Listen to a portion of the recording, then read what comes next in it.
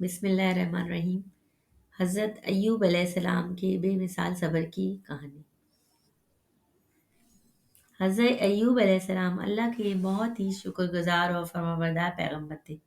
اللہ تعالیٰ نے آپ کو بے شمار نعمتیں عطا کی تھی۔ آپ بے شمار کھیتوں اور باغات کے مالک تھے۔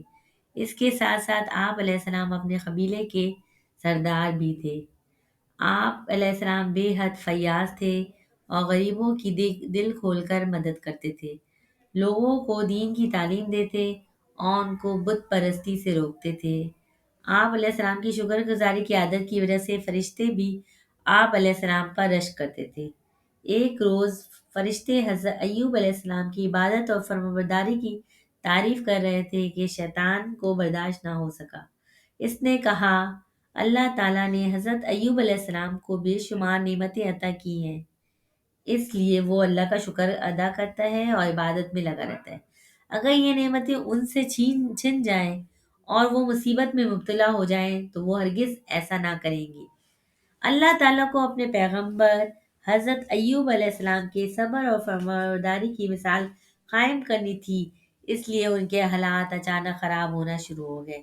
حضرت ایوب علیہ السلام کا امتحان۔ ایک روز اچانک حضرت ایوب علیہ السلام کے غلے کے گوداموں میں آگ لگ گئی اور سب کچھ جل کر راکھ ہو گیا۔ دشمنوں نے ان کے ملازموں کو قتل کر کے سب مال و مویشی لوٹ لیا۔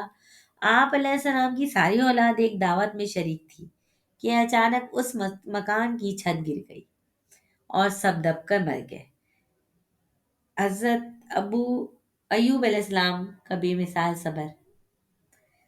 ان تمام واقعات کے بعد بھی حضرت ایوب علیہ السلام رونے دھونے یا شکوہ و شکایت کرنے کے بجائے اللہ تعالیٰ کی حمد و ثنا بیان کرتے رہے۔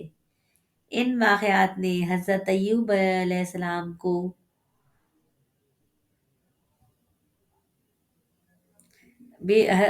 ان واقعات کے کھال سے لے کر پیروں تک پھوڑے نکل آئے، جن میں شدید تکلیف دہ ٹیسیں اٹھنے لگی۔ آپ علیہ السلام کسی پتھر یا لکڑی کے ٹکڑے سے جسم کو کھجاتے رہے، مگر اللہ کی عبادت میں مصروف رہتے، یہاں تک کہ آپ علیہ السلام کے پھوڑے زخم بن گئے، مگر آپ علیہ السلام پھر بھی اللہ تعالیٰ کا شکر ادا کرتے رہے۔ سب نے آپ علیہ السلام کا ساتھ چھوڑ دیا، مگر آپ علیہ السلام کی بیوی آپ کی ذمہ داری کرتی رہی۔ وہ لوگوں کے گھروں میں کام کاج کر کے آپ علیہ السلام کے لیے کھانا لے کر آتی ہیں، اور اس طرح 18 سال گزر گئے۔ آزمائش کا اختتام۔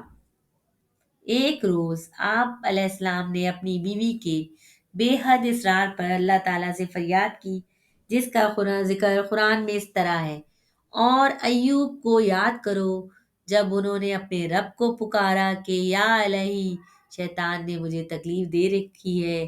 سورہ سعد آیت نمبر 41۔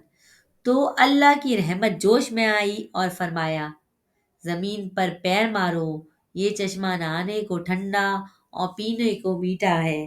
سورہ سعد آیت نمبر 42۔ حضرت ایوب علیہ السلام نے زمین پہ پیر مارا تو چشمہ ابل پڑا۔ آپ علیہ السلام نے غسل کیا اور پانی پیا۔ دیکھتے ہی دیکھتے آپ علیہ السلام کا بدن زخموں سے صاف ہو گیا، اور آپ علیہ السلام نہ صرف صحت مند بلکہ پھر سے جوان ہو گئے۔ اللہ تعالیٰ کے انعامات۔ اللہ تعالیٰ نے حضرت ایوب علیہ السلام کے صبر سے خوش ہو کر ان کی بیوی کو بھی پھر سے جوان کر دیا اور پہلے سے بھی زیادہ مال و دولت اور اولاد عطا کی۔ قرآن مجید میں اللہ تعالیٰ فرماتا ہے، اور ایوب کو یاد کرو جب انہوں نے اپنے رب کو پکارا کہ میں دکھ میں پڑ گیا ہوں، خدایا تجھ سے زیادہ رحم کرنے والا کوئی نہیں۔ پھر ہم نے ان کی دعا سن لی اور ان کے دکھ کو دور کر دیا۔ ہم نے ان کا گھر بسا دیا اور ان کے ساتھ اتنے ہی اور عطا کر دیے۔